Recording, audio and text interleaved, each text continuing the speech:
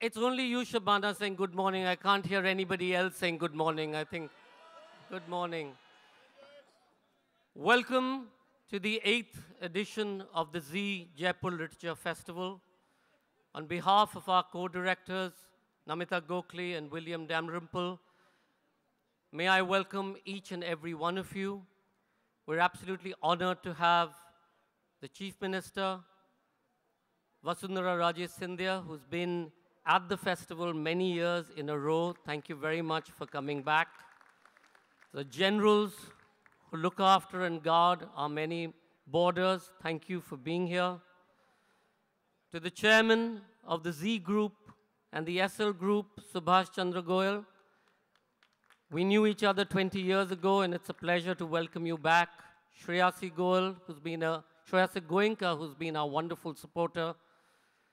Anand Mahendra, Managing Director and Chairman of the Mahindra Group.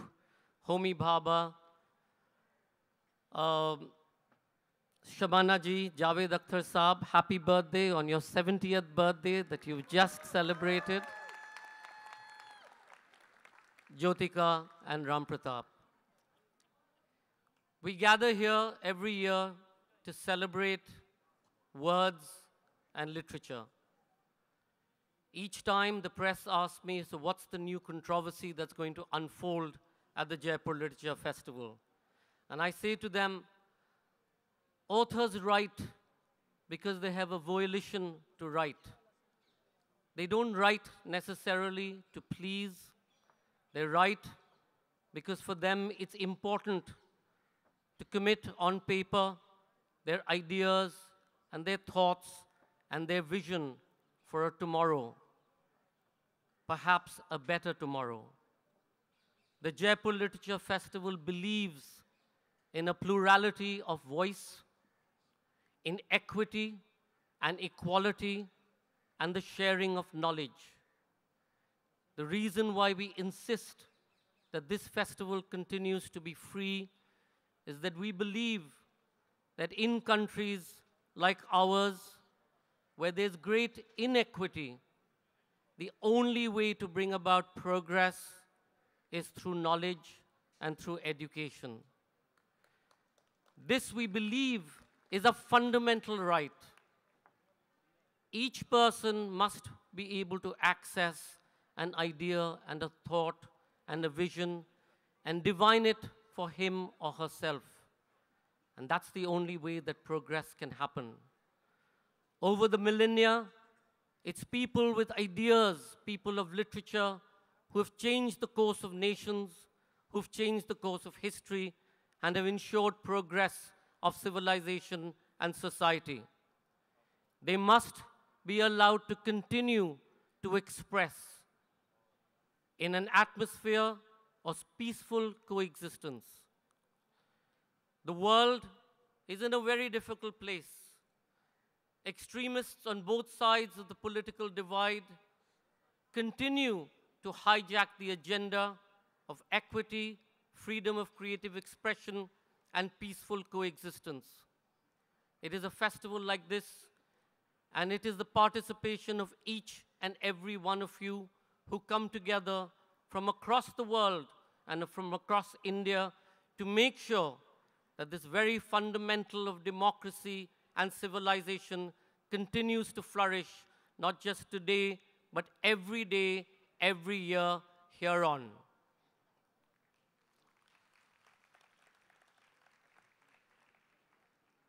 This festival has been made possible by the incredible effort of our directors, Namita Gokhale and William Dalrymple, who put together an incredible list of Nobel laureates, Pulitzer Prize winners, Booker Prize winners, Sahitya Kala Parishad winners, Crossword Book Award winners. This year, we will be celebrating 440 authors and performers over 5 days, over 239 sessions. Please welcome them so that they can share with you a vision of their festival. Namita Gokhale.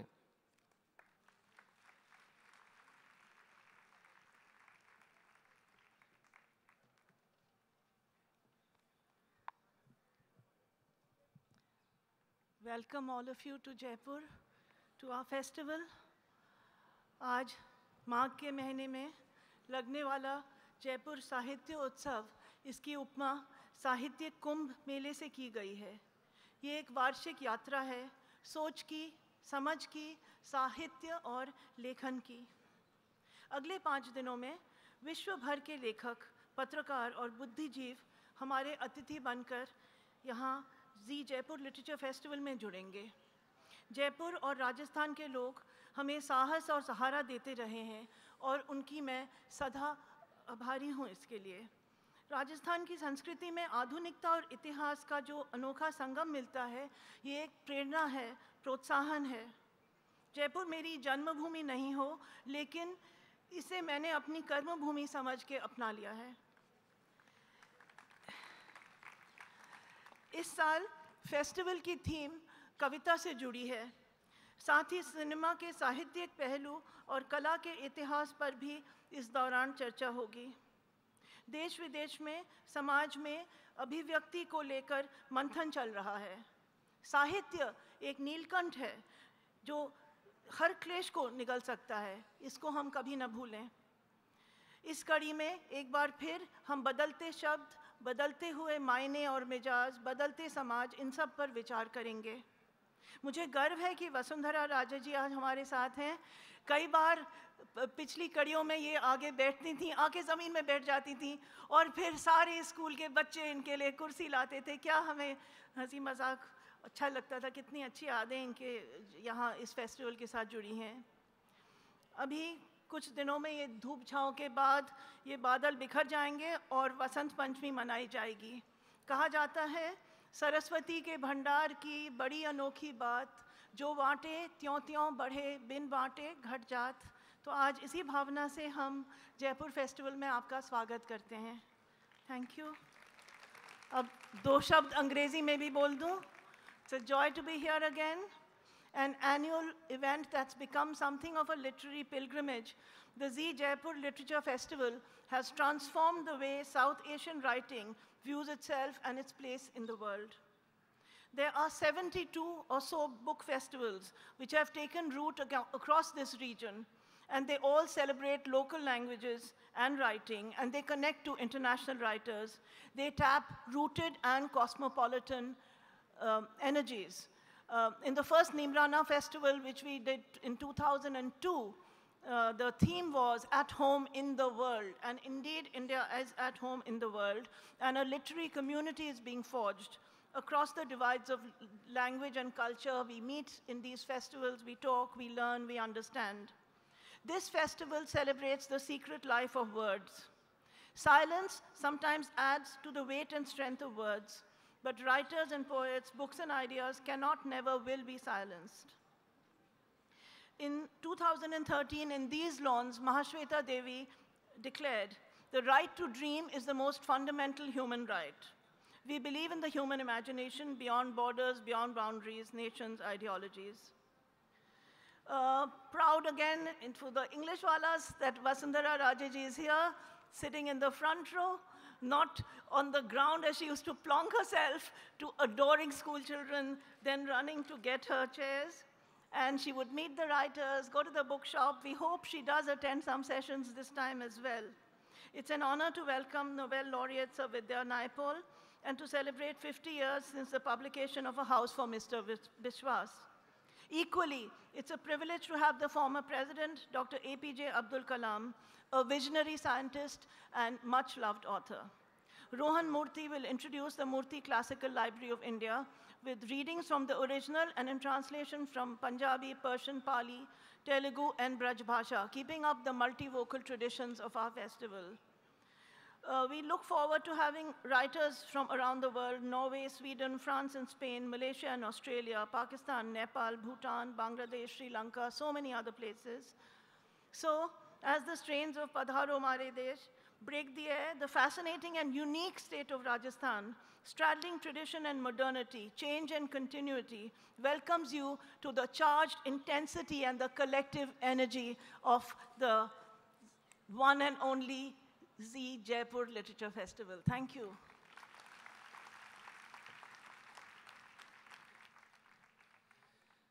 This festival grew out of another festival. Faith Singh and John Singh of Anoki started a wonderful Jaipur Virasat festival a few years ago.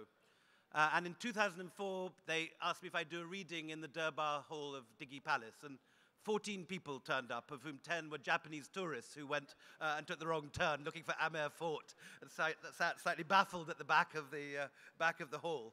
Last year, we crossed 250,000 footfalls. It's been an extraordinary decade, and as we can see today, it just keeps getting bigger and more exciting.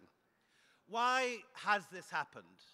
I think partly it is just the draw of Jaipur. The incredible beauty and history and literary traditions of this city bring people here as much, I think, as our authors or anything we can do.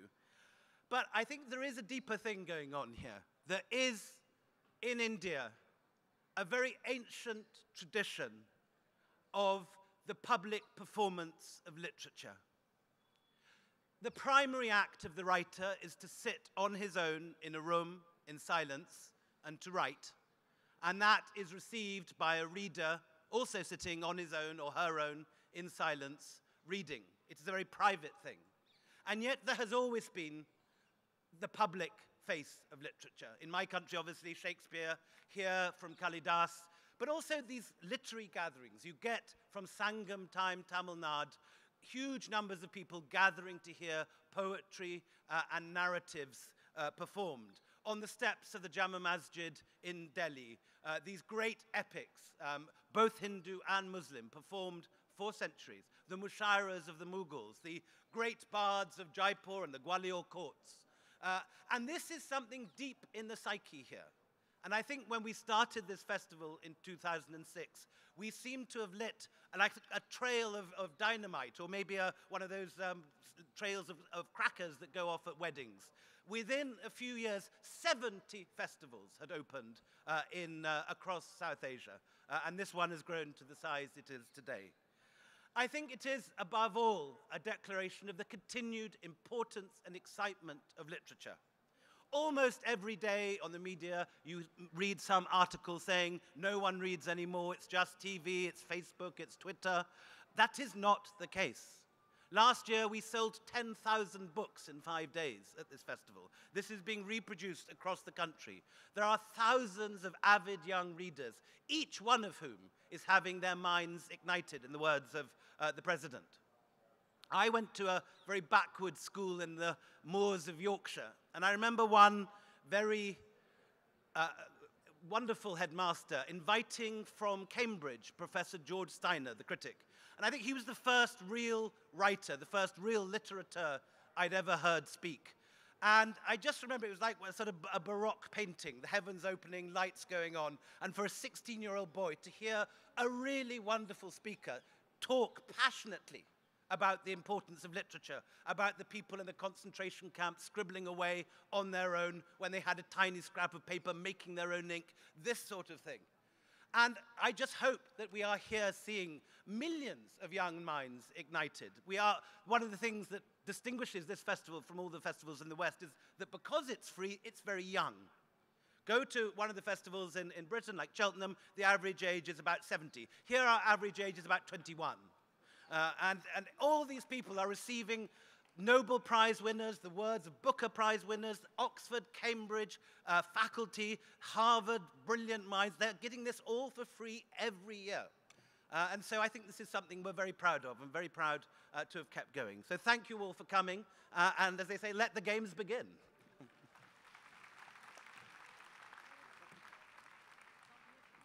22 years ago, a man with a vision set up a fledgling channel. 22 years later, the channel has grown into 39 channels and is shown across 169 countries. 2 years ago, they came on board as our principal sponsors, and it's now the Z Jaipur Literature Festival. We're absolutely honored to have in our midst the chairman of the SL Group and Z, Subhash Chandra Goyal. Subhash ji.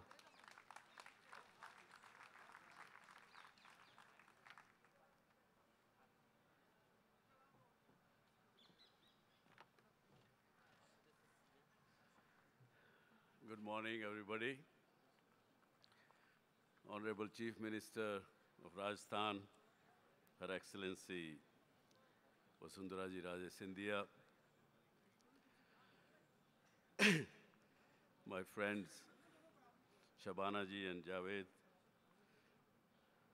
Anand, Mahendra, Sanjay, Namita Gokhale, William, all the participants of the literary world, ladies and gentlemen. As Sanjay just said in few moments ago,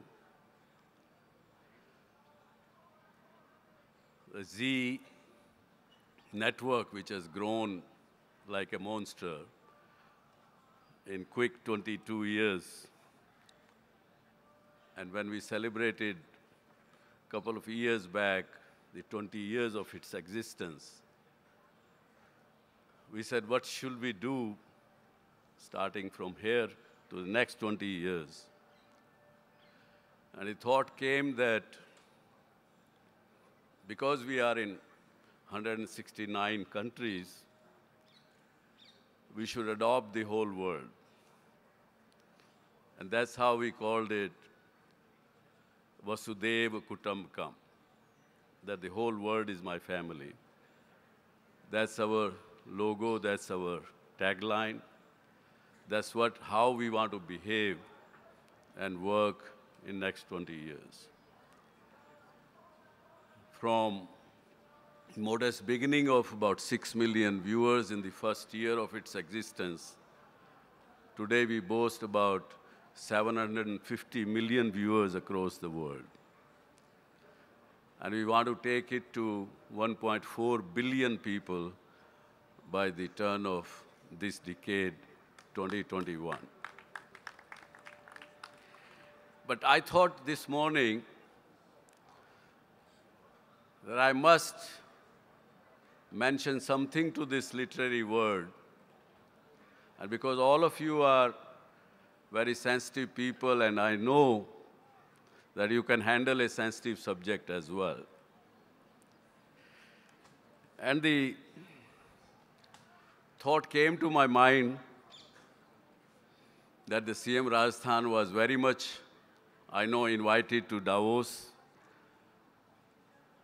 to attend the World Economic Forum, and I'm sure so was Anand Mahendra. But she chosen, and all of us have chosen, not to be with Lakshmi goddess, rather be with Saraswati goddess. And to this global Kumbh, rather Kumbh is more confined to the South Asian culture, but I would say this is a global summit of the literary world. This is a summit which brings the humanity from the darkness to the light, to the world of ignorance to the world of knowledge. So as we say in India, that every action and reaction is equal and opposite. The darkness opposite is light. The opposite of truth is lie. Similarly, I was wondering, why are we as humanity pursuing the governance of adharma by leaving dharma? India wasn't far behind. After 35, 40 years of its independence, we also, जिसको हिंदी में we say that भाव में बह गए और अपने आप को हमने एक कॉन्स्टिट्यूशन में वर्ड ऐड कर दिया, धर्मनिरपेक्ष. So I throw to you the literary word, a question and for you to ponder over, that aren't we as humanity pursuing a course or a discourse of adharma in the world rather than a dharma? And I wonder what Sonam Kalra was singing in the morning, was that a dharma or was that a faith? I think it was a faith which respects every other dharma, which finds good thing in everything. So why are we, not only in India, everywhere, our polity, our governance is based on, not on dharma, but we say whatever we say, but I think somewhere we need to ponder over it, that whether the humanity needs to be governed with the dharma or adharma. So with that thought, I leave it, and I would love to participate in these 5 days of the literary word, which is I'm new to, I must admit that. And I'm here to learn from you, all of you. With that, the love and affection you have given to Z, for that, thank you very much. Jai Hind.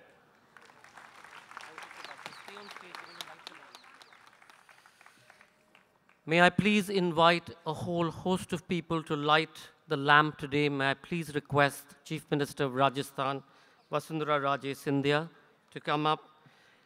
May I invite Sudhir Kasliwal on behalf of the citizens of Jaipur and the Jaipur Virasat Foundation. The Jaipur Virasat Foundation was the founder of and the creator of this entire festival in its inception. And Faith is sitting there somewhere with her head down because she said, I'm not coming on stage this time. Thank you, Faith. Thank you, John. Love you to stand up and take a bow if you can hear me. Incredible. Faith and John Singh, right at the back there. May I please invite Shashank Surana from the DS Group, director of the DS Group, to come up. May I invite Anand Mahendra and Anuradha Mahendra to come up. You shouldn't say no, you all are our sponsors for a long time, so you must come up. May I also invite our 3 wonderful keynote speakers, Vijay Seshadri, Arvind Krishna Mehrotra, and Ashok Vajpeyi. Please come up to light the lamp. Shreyasi Goenka, with whom we had many a discussion, and it was really her volition that drove this entire effort. Thank you, Shreyasi. DGICCR Satish Mehta, you're here. You've run away from the family wedding to be with us. Please come up on stage. General, please come up. Please join us.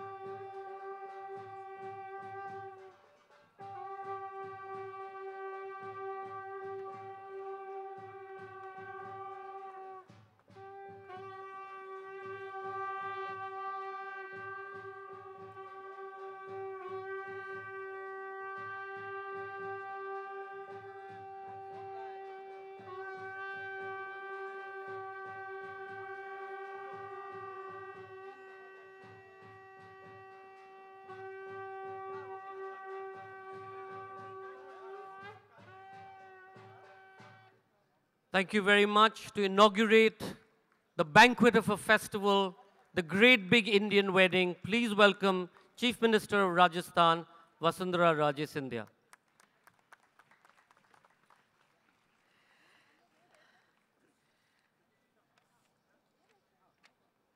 Mr. Sanjay Roy, Namita ji, and William Dalrymple, and my friends, let me welcome you here on behalf of Rajasthan and the Literature Festival. So I'm a partner too, like Mr. Subhash Chandra.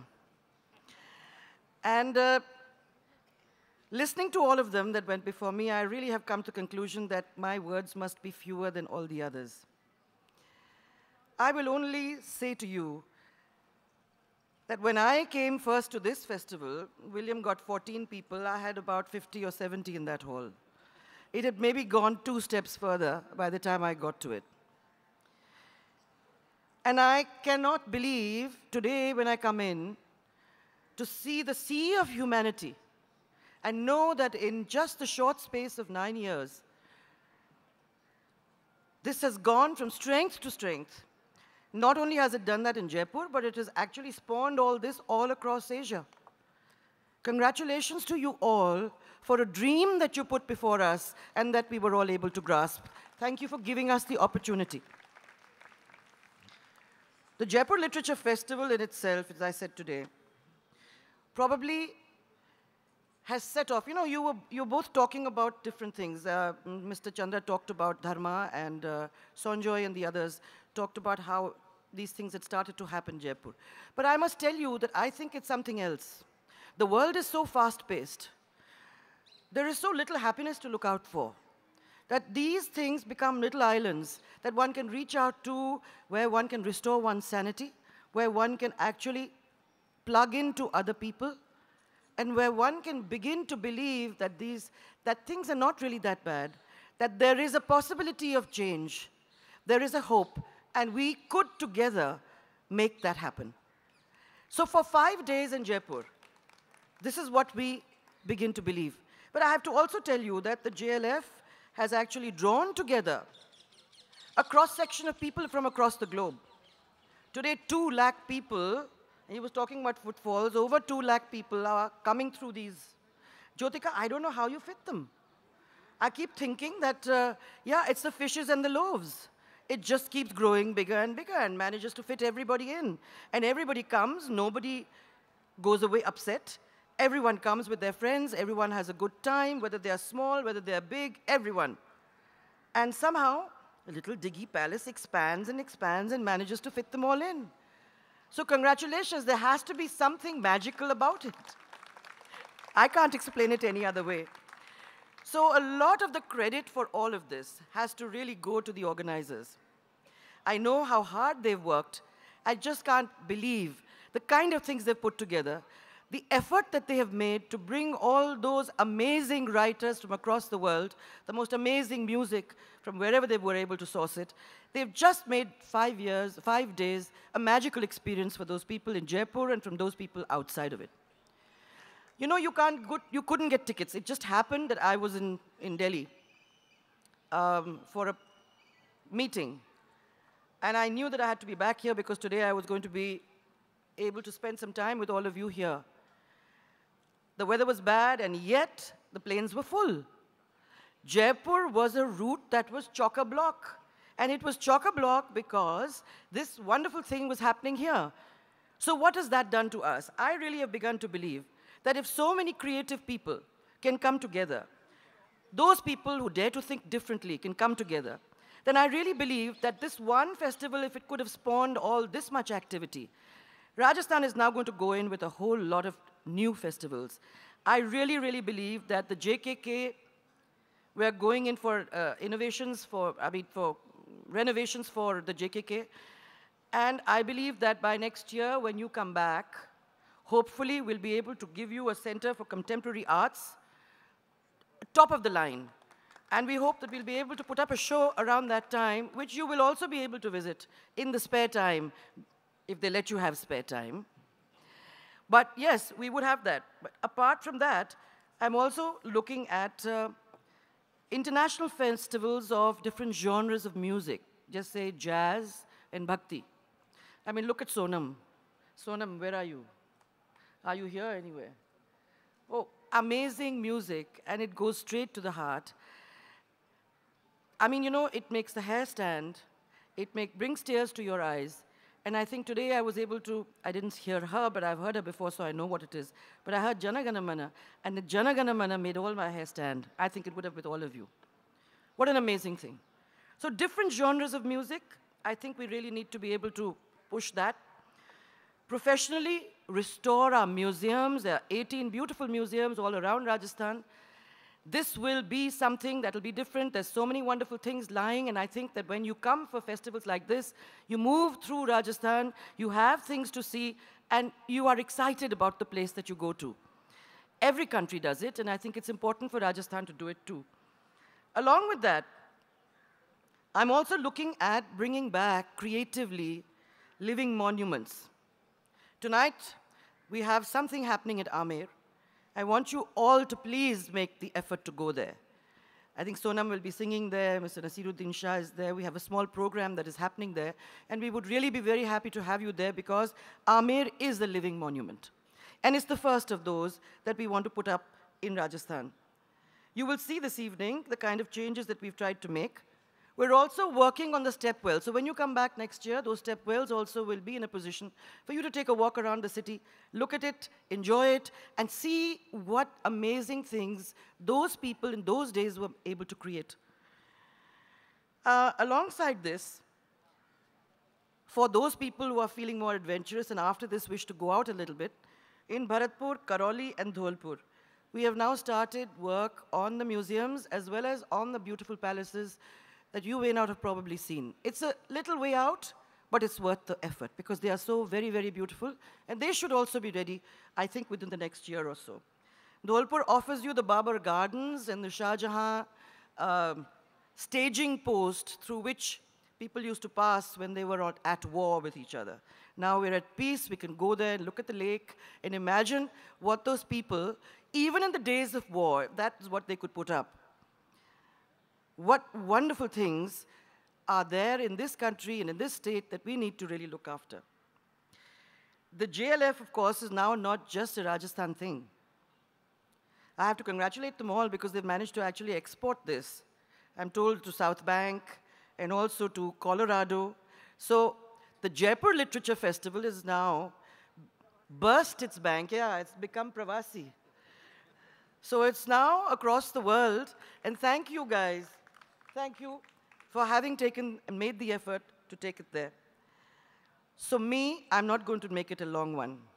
I'm just going to say to you that the dharma that Subhashji talked about, this actually allows us to open our hearts to all kinds of soul-searching, vibrant energy that comes from so many people, so many authors that come over here.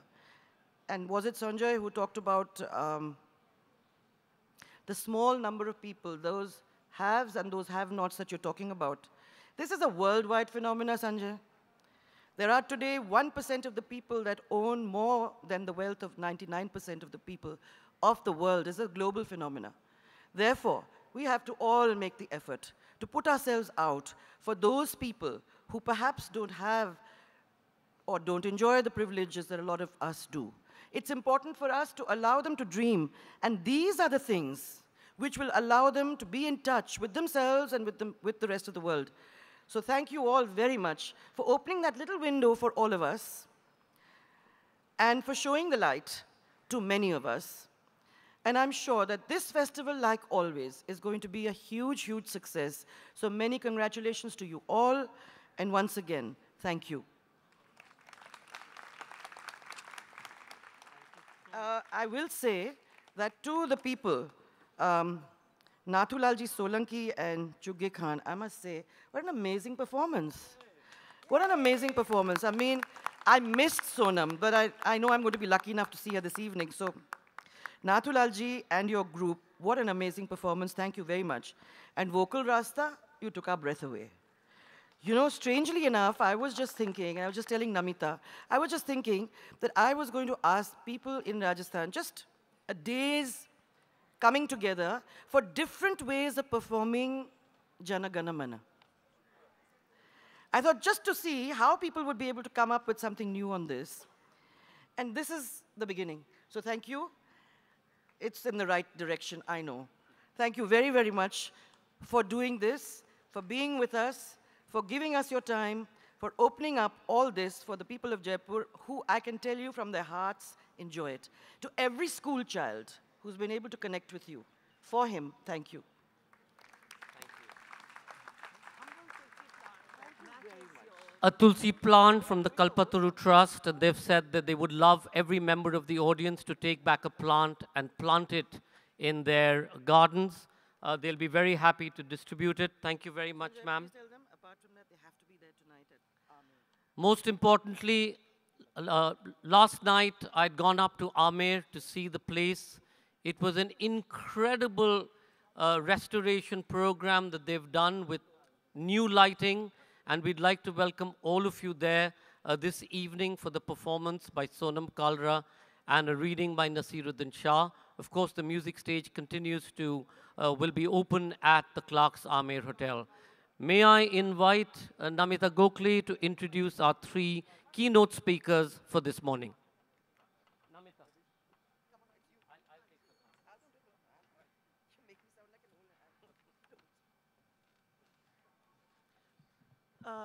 The keynote address today is by 3 revered poets who I'm lucky enough to consider, some of them my friends, some new friends. May I welcome on the stage Mr. Vijay Seshadri, Mr. Ashok Vajpeyi, and Mr. Arvind Krishna Mehrotra.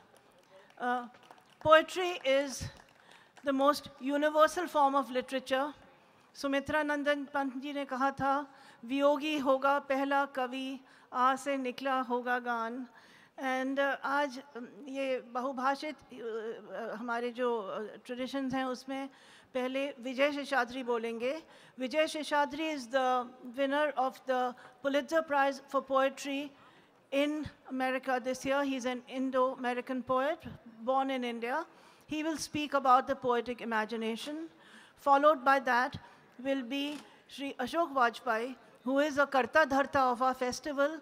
He is a cultural activist. He has written more books than anybody can remember. And he has provoked more cultural initiatives across the country than I can recount here. And then another, returning to give the keynote address once again, is Arvind Krishna Mehrotra, who is a poet, critic, editor, and translator. So may I have a great clap for the poetic imagination and welcome Mr. Vijay Seshadri to Jaipur and to the Literature Festival.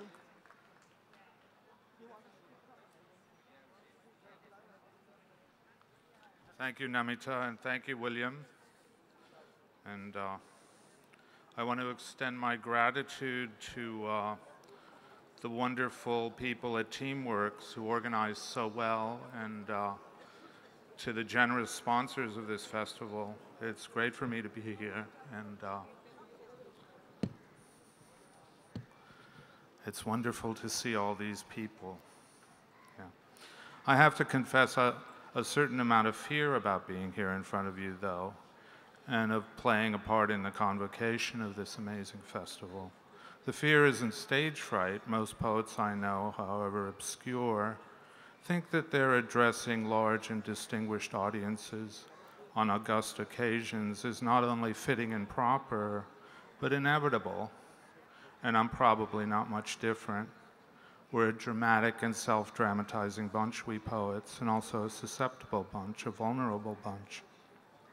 I remember once experiencing a shock of recognition when a poet friend of mine told me that he had to affirm to himself that he was the greatest writer of his generation just to find the strength to get out of bed in the morning.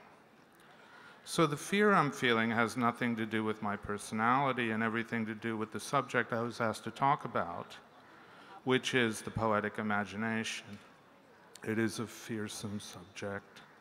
In America, from where in some way, oddly enough, I come, though there are lots of poets and lots of them are making a living at poetry, at least at teaching poetry, the wellspring of the art is hardly ever a topic of discussion, or at least in my experience. Maybe because of an American aversion to the speculative, or maybe because poets in America, with all their freedom provided by a surplus economy, are allowed to take their art for granted and not asked to make the dark and fearful journey to search out its sources. In India, where I also, in some odd way, come from, it strikes me that the issue of the poetic imagination, of its scope and freedom, has become doubly fearsome and has become problematic because of the way Indian society is developing. In a country at once so boisterous and with such exigent human needs, so consumed by its challenges and its necessities and its struggles, so driven still by the act of becoming, so obsessed by its politics, what is the function of a faculty that sees likeness in unlikeness, that sees the strange in the familiar and the familiar in the strange, the abstract idea and the concrete particulars of experience, and a concrete particularity and abstraction that insists on the absolute inviolability of individual experience, and that, to paraphrase one poet, has only at its heart your getting lost, so that, to paraphrase another poet, you can come back to yourself and know yourself for the first time. What is the point of a person who hears colors, sees sounds, and discerns in people, things, and in the universe itself a hidden motive? Moreover, in a country where life is lived as intensely as it is here in India, with such exaggerations of misery, of cruelty, of triumph, of glory, and where so much that is beautiful and astonishingly imaginative has already been built and can be seen around us, and has been sung and thought and spoken and carved for so many centuries, where there is so abundant a spectacle of human tragedy and glory and absurdity and suffering, one could easily see the exercise of the poetic imagination as superfluous. It might seem, from what I've just said, that I am setting you up rhetorically for what is now going to be a full-throated defense of poetry. Don't worry, I'm not. I don't really like the tradition of the defense of poetry, which in the English language goes back almost 500 years and has been unconvincing for all of those years. When I hear the poets are the unacknowledged legislators of mankind, or the poetry is news that stays news, or that it is hard to get the news from poetry, but men die for the lack of what is to be found there. I love the phrasing, but am made uncomfortable by the psychology, by the underlying insecurity that causes the great poets whose phrases those are to insist on something that doesn't need insisting on. It's true that when I come to India, I feel I have to account to the culture for myself in a way I don't when I am in America. In America, I feel that the culture has to account to me and for me. But it is also true that I can account for myself, and my account is this. The poetic imagination, the nominal subject of this speech, is the imagination proper, because its vehicle is language, not in its functionality, but in its organic essence, which is the very substance of our consciousness and is most immediate and accessible, and the way in which we can most develop reflexively that consciousness. It is by means of the imagination that all of us, but crucially those of us, men, women, children, who are the most distressed and oppressed by fate and experience, discover that we too have an original, unique relationship to creation which cannot be taken from us, that creation is working through us, and that we can't be violated. We can't allow ourselves to think we can be violated. Wallace Stevens, a great American poet, says in his aphorisms that poetry is the violence of the imagination engendered in response to the pre-existing and eternal violence of the world.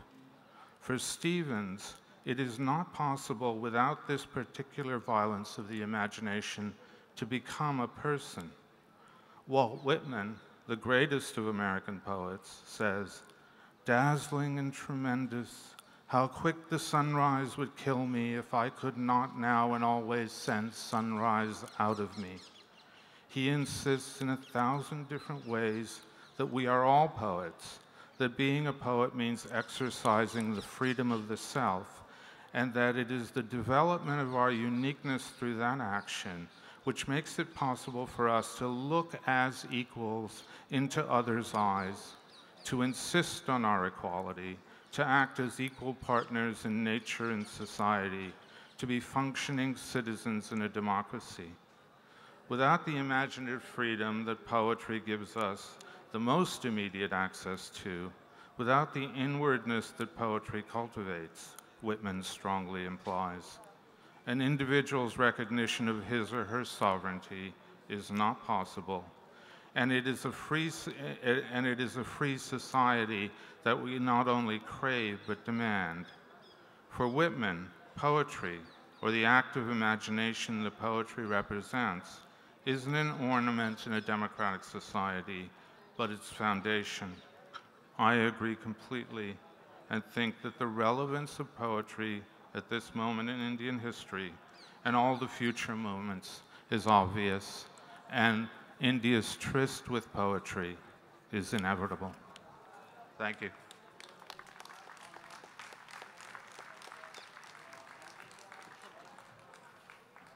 Just a quick announcement before Ashok Vajpeyi comes on to say that the other sessions will start on time. We will be delayed here for just a bit. We would love our authors who are scheduled in the other venues to move to those venues because that will start at 11:15. Thank you, Vijay. Ashok Vajpeyi. Well, I'm one of the authors scheduled to go there. Anyway,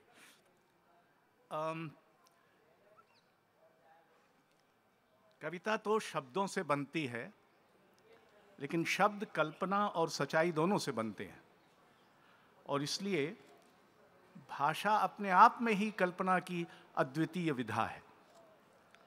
कोई सच तब तक सच नहीं होता जब तक कि पहले उसका सपना न देखा गया हो, और कविता अधूरा सच होती है, आप चाहें तो कह लें अधूरी कल्पना भी होती है।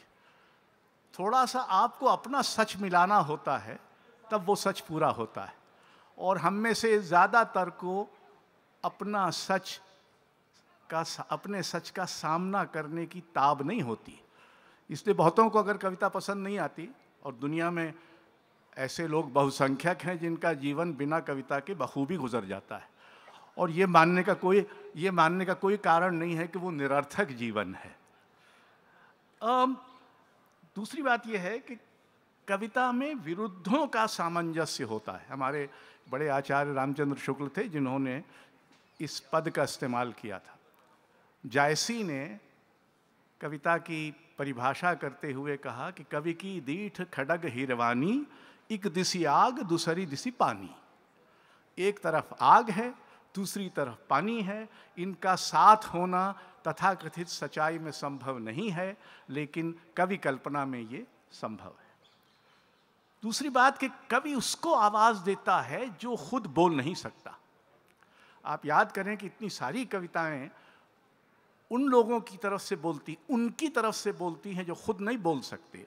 पेड़, पशु, पक्षी, चीज़ें। एक वास्को पोपा ने कविताएं लिखी हैं कंकड़ पर। कंकड़ नहीं बोल सकता, लेकिन कविता वो लोकतंत्र है जिसमें जिसके पास आवाज़ है वो भी बोल सकता है, और जिसके पास आवाज़ नहीं है वो भी बोल सकता है। कविता में अप्रत्याशित को न्योता मिलता है। बहुत बचपन में मैंने पहली बार कबीर को जब पढ़ा तो कबीर ने एक पंक्ति में कहा था, ताते अनचिन्हार मैं चीन्हा। जो तब तक अनपहचाना था उसको मैंने शब्द के माध्यम से चीन्हा। तो शब्द को इस स्तर पर ले जाना कि वो आपको पहचान देने लगे, आपको किसी ने अंग्रेजी में बहुत प्रसिद्ध है जिसका अभी विजय जी ने भी जिक्र किया, unacknowledged legislators of the world. In fact, poets are legislators of the unacknowledged world.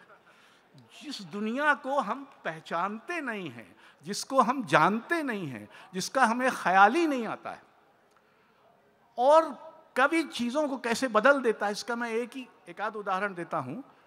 Ghalib के यहाँ एक मिसरा आता है, जो चिरागाने दिवाली सफ बसफ जलता हूँ मैं। अब दिवाली तो हंसी खुशी का त्यौहार है, उसमें दिए एक के बाद एक जलते हैं तो हंसी खुशी व्यक्त करते हैं, लेकिन बड़ा कवि वो है जो आपकी कल्पना को विचलित करता है और कहता है कि जैसे दिवाली में दिए एक के बाद एक जलते हैं वैसे मैं जल रहा हूँ। यानी उसको पीड़ा का एक रूपक बनाना ये आसान काम नहीं है।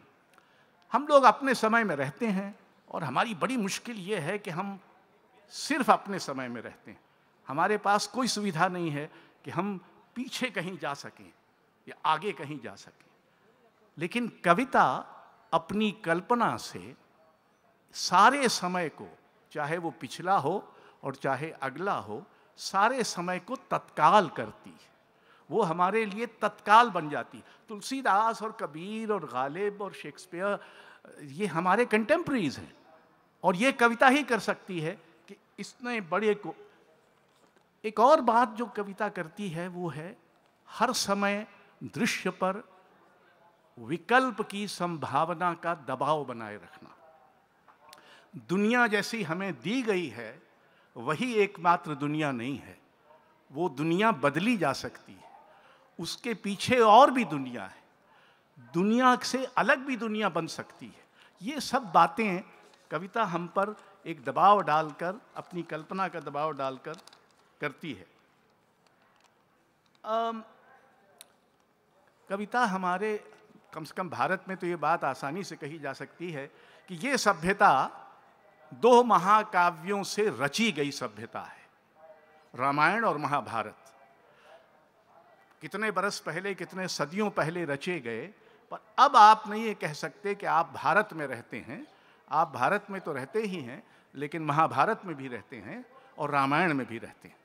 ये हमारी महाकाव्य की कल्पना है, हमारी सभ्यता की कल्पना ही महाकाव्यों ने की है।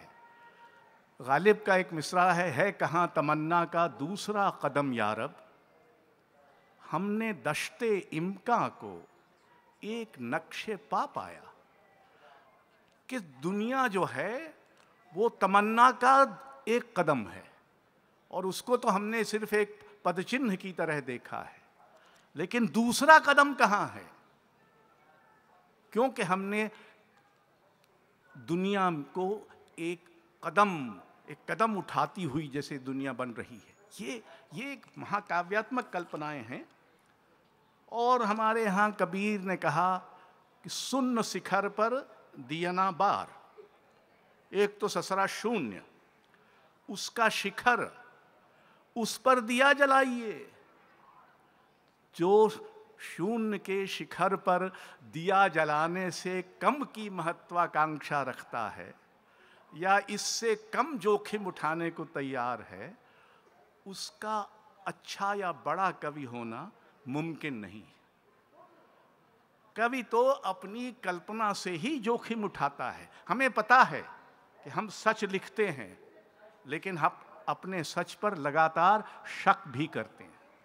कवि वही होगा जो लिखेगा तो सच, लेकिन हमारे कवि अज्ञे ने कहा है कि मैं सच लिखता हूं, लिखकर सब झूठा करता जाता हूं। तो सच लिखना आसान बात नहीं है, लेकिन ये मानना कि हम हर वक्त सही हैं, कभी ऐसा नहीं मान सकता। मैं भी यही मान सकता कि मैं जो बकवास कर रहा था वो सब ठीक है। धन्यवाद।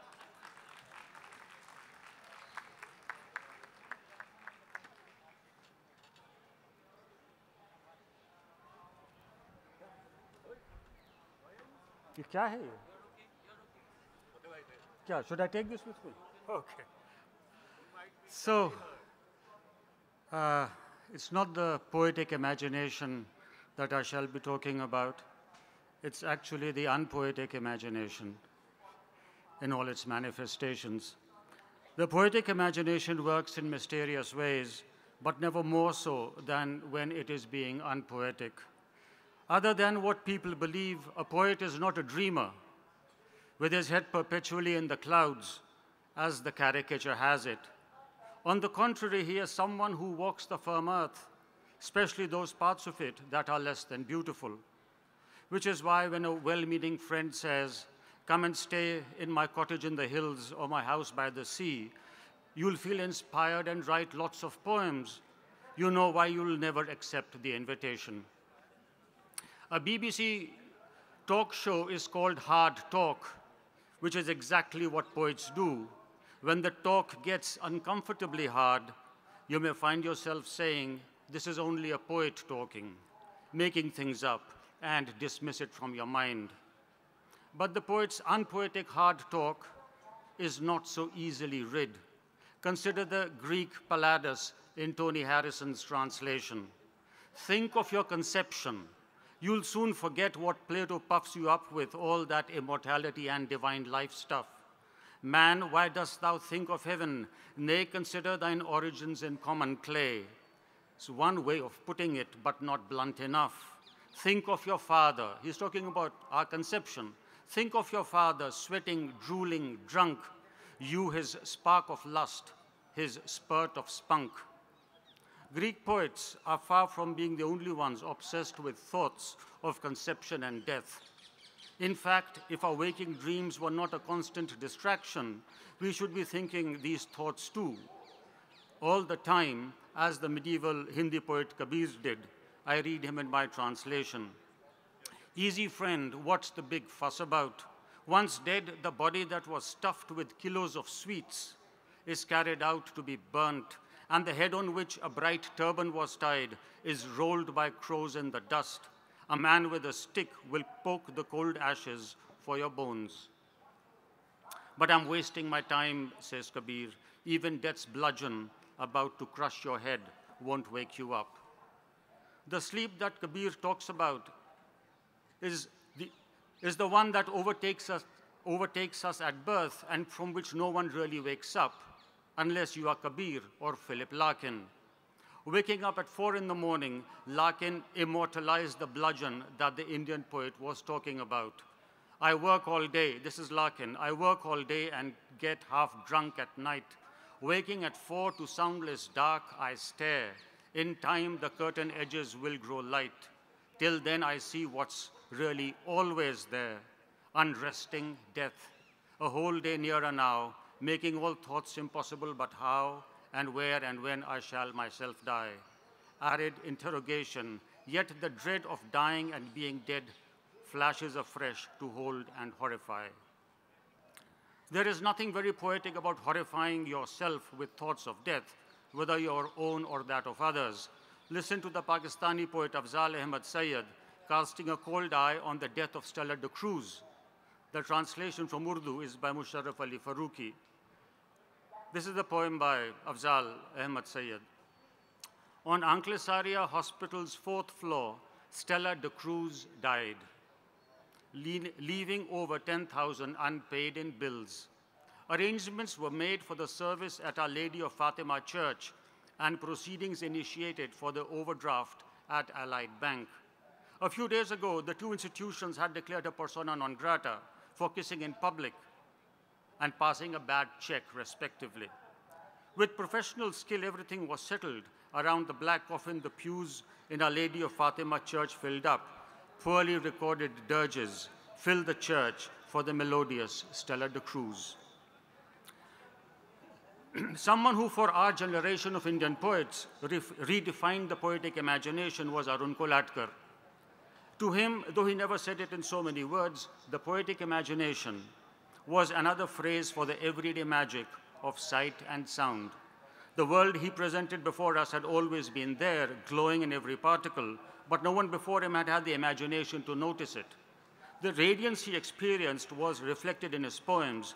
Sitting in an Irani restaurant having a cup of tea, he overheard one man say to another in Bombay street Hindi, "मैं मैनेजर को बोला मुझे पगार मांगता है." मैनेजर बोला कि कंपनी के रूल से 1 तारीख को मिलेगा। उसकी घड़ी टेबल पे पड़ी थी, मैंने घड़ी उठा के लिया और मैनेजर को पुलिस चौकी का रास्ता दिखाया। बोला अगर कंप्लेंट करना है तो कर लो, मेरे रूल से पगार आज ही होगा। Kolatkar turned Bombay Patwa into American English, and it goes like this. I want my pay, I said to the manager. You'll get paid, said the manager, but not before the first. Don't you know the rules? Coolly, I picked up his wristwatch that lay on the table. Wanna bring in the cops, I said. According to my rules, listen, baby, I get paid when I say so. The human ear is one component of the poetic imagination. Another is the human eye. One of the poems in Jejuri, the eponymous temple town in western Maharashtra, is a low temple. Here is Kolatkar paying it a visit. Kolatkar goes to Jejuri, and this is his experience of Jejuri. He goes inside a temple. A low temple keeps its gods in the dark. You lend a matchbox to the priest. One by one, the gods come to light. Who is that, you ask? The eight-armed goddess, the priest replies. A skeptic match coughs. You can count, but she has 18, you protest. All the same, she is still an eight-armed goddess to the priest. You come out in the sun and light a charminar. Children play on the back of the 20-foot tortoise. The poetic imagination is a clear-eyed, clear-headed instrument. It is not easily fooled. Perhaps that is why poets have been called seers. They can cut through the crap, especially priestly crap. If they have divine insight, it is that the mundane, a goddess with a mere 18 arms, is all we have. Thank you.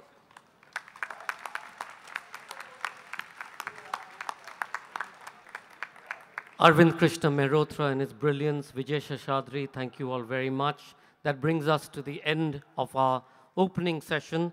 I'd like to thank again very much Chief Minister of Rajasthan. Ma'am, 3 years ago we were sitting in a conference in a lovely place called Goa, and you said, please make sure that some of this goes out to schools. This year, through our partners, Pratham, we went to 50 schools. Most of them were organizations that are not public or private. They're government schools. They're schools with disabled and challenged people. Our authors went out there, spent time, did a session each. Next year, we hope to grow that to 75 schools. We continue to work with the Yuva Ekta Foundation, bringing together young people from different walks of life, and you'll see the result of that wonderful workshop during the festival all over. While the festival is free, none of that would have been possible without the support of so many of our wonderful sponsors, Subhash Chandra Goel, Shreyasi Goenka, and the Z Group. Thank you very much for coming on board. I don't think you can imagine how much your support has meant to us. To the Rajasthan government and Rajasthan tourism, thank you for your support.